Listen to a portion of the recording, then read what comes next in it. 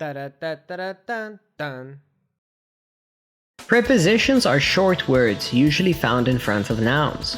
They are used to tell you the position of a noun in relation to time or place.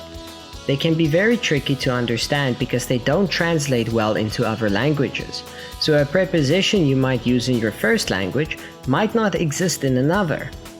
Hello everyone, my name is Mr.D, and welcome to my English learning channel.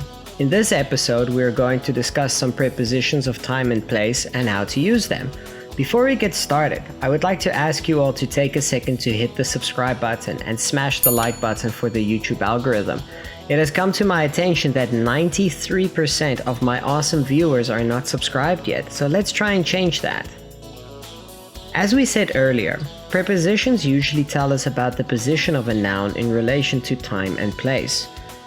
These are very important when sharing information. For instance, if we were to look for our car keys, we could say it's in the bowl, on the table, in the kitchen, inside of the house. Do you see how the emphasized prepositions help us know where to find the keys? These prepositions can be used when describing the time or place of something, but in this case, they were used to describe the noun relating to its place. Let's look at some of the most frequently used prepositions and how they are used in relation to time and place.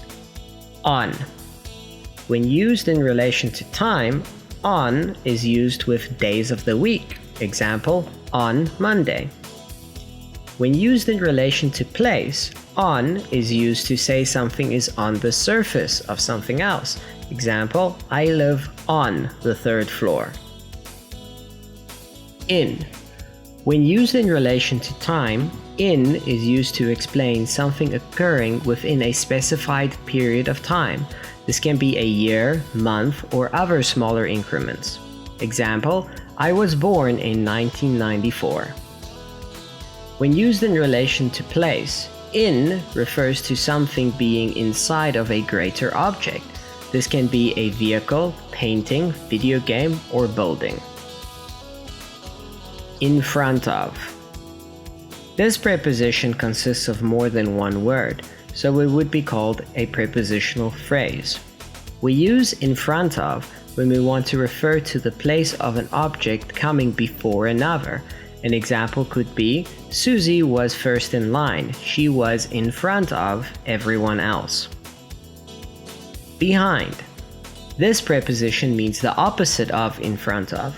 We use behind when we want to describe an object's place as coming after another. An example could be, the robber spent the rest of his life behind bars. Between and among.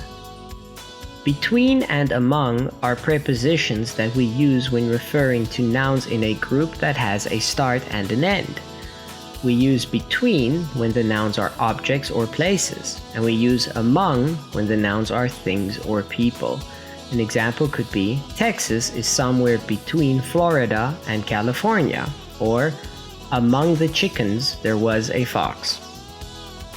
And that concludes this lessons on prepositions along with 5 everyday examples.